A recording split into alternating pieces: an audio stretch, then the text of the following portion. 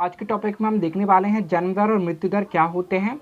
आज हम आपको इसके बारे में समझाएंगे। तो चलिए दोस्तों वीडियो करते हैं स्टार्ट। अगर अभी तक आपने चैनल को सब्सक्राइब और बेल आइकन को प्रेस नहीं किया है तो दोनों कर लेना, ताकि हमारी वीडियो की नोटिफिकेशन आप तक पहुंचती रहे। तो ये 12th और बॉटनी में ये टॉपिक दिया गया है। ये किसी भी टॉपिक में दिया गया हो तो आप इसे नोट जरूर कर लेना। मोस्ट टाइम भी क्वेश्चन है, ये हर साल पूछा जाता है। BSc सेकेंड ईयर और 12th के हिसाब से मोस्ट टाइम भी क्वेश्चन है। ठीक है दोस्तों, चलिए सबसे पहले हम इसकी डेफिनेशन को देखने वाले हैं। तो दोस्तों जन्म दर का मतलब क्या होता है? तो जन्म दर का मतलब यही होता है किसी इकाई मतलब किसी समूह से उत्पन्न जीवों की संख्या को क्या कहते हैं? जन्म दर। मतलब उनमें जो पैदा हुए, उस समूह में पैदा हुए जीवों की संख्या को हम गिनते हैं तो उनको क्या कहते हैं? हम जन्म दर कहते हैं, बर्थ रेट कहते हैं। तो किसी समूह में या किसी जीव संख्या के सभी सदस्यों द्वारा जन्म लिए गए जीवों की संख्या को हम क्या कहते हैं? जन्म दर कहते हैं। तो दोस्तों ये सेकंड डेफिनेशन हम देख लेते हैं। दूसरे शब्दों में एक इकाई समय में किसी समष्टि के सदस्यों द्वारा प्रजनन के फलस्वरूप उत्पन्न किए गए सदस्यों की संख्या। मतलब किसी इकाई समय में किसी समूह या समष्टि में प्रजनन द्वारा, मतलब जो जन्म के द्वारा उत्पन्न किए गए सदस्यों की संख्या, मतलब जितनी भी जो उत्पन्न जीव होते हैं उनके द्वारा उत्पन्न किए गए जीवों की संख्या को यहाँ पर कैलकुलेट करते हैं, उन्हें क्या कहते हैं? हम जन्म दर कहते हैं। यहाँ पर दो डेफिनेशन है दोस्तों, आप एक कोई सी भी लिख सकते हैं या दो भी आप लिख सकते हैं, इनमें कोई दिक्कत नहीं है। ठीक है, आप इसे नोट जरूर कर लेना दोस्तों, मोस्ट टाइम पे क्वेश्चन है, ये हर साल एग्जाम में आता है। ठीक है, तो दूसरे शब्दों में यही कह सकते हैं किसी इकाई समय में किसी समूह द्वारा उस समूह है उसके द्वारा उत्पन्न नए जीवों की संख्या या उनमें जो नए जीवों की संख्या होती है उन्हें क्या कहते हैं? हम जन्म दर कहते हैं। इसे हम जन्म दर बराबर नए उत्पन्न हुए जीवों की संख्या बटे समय से दर्शाते हैं। यहाँ पर जीव संख्या का बढ़ना जन्म दर द्वारा ही प्रभावित होता है। जैसे कि जीव संख्या जैसी बढ़ती है तो जन्म दर द्वारा ही प्रभावित होगी, वो तो स्वाभाविक बात है। ठीक है, जन्म दर को मुख्यतः आयु, भोजन, जैविक एवं अजैविक कारक प्रभावित करते हैं। ठीक है, उनकी आयु क्या होती है? कोई कहीं कहीं के जीव की आयु जो होती है ज़्यादा हो जाती है तो क्या होता है?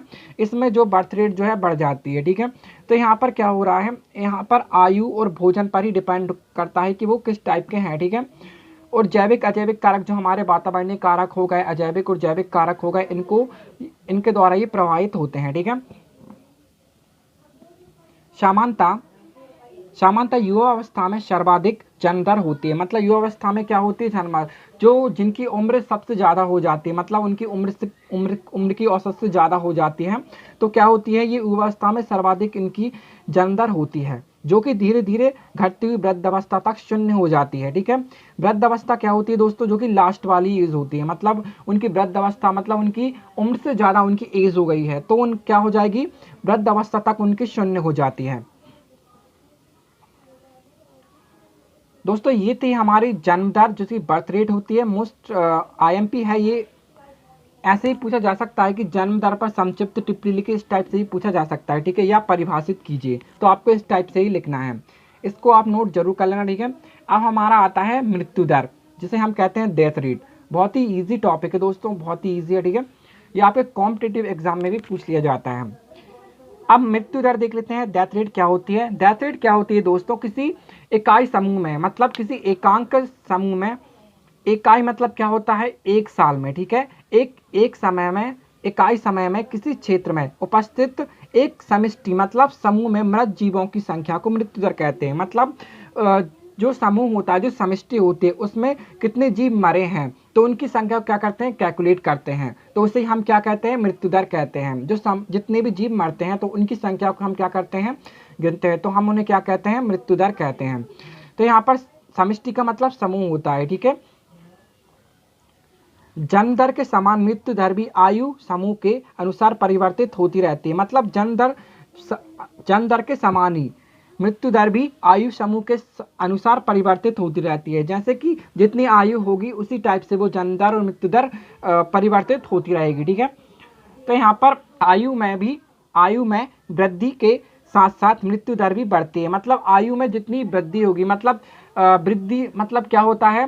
जैसे कि आयु बहुत ज़्यादा हो गई है तो क्या होगा? इसमें आयु में वृद्धि के साथ साथ भी मृत्यु दर भी बढ़ती जाती है। मतलब आयु जितनी ज़्यादा होगी तो मृत्यु दर मतलब जीव जबकि जीव की डेथ रेट भी उतनी ज़्यादा बढ़ेगी, ठीक है, जीव उतने ही मरेंगे। तथा वृद्ध अवस्था में मृत्यु दर भी सर्वाधिक हो जाती है। मतलब वृद्ध अवस्था में क्या हो जाती है, ये शून्य हो जाती है, सभी जीव मर जाते हैं, ठीक है। तो क्या हो जाती है, सर्वाधिक हो जाती है। तो इसे हम व्यक्त करते हैं मृत्यु दर बराबर समष्टि के मृत जीवों की संख्या बटे समय, ठीक है। इसे हम इस टाइप से व्यक्त करते हैं। तो दोस्तों यही है कि इकाई समय में किसी समूह से मरने वाले जीवों की संख्या को हम मृत्यु दर कहते हैं, और किसी इकाई समय में या एक साल में जो होते हैं किसी जीव संख्या या समष्टि में पैदा होने वाली जीवों की संख्या को हम बर्थ रेट कहते हैं, जन्म दर कहते हैं, ठीक है दोस्तों।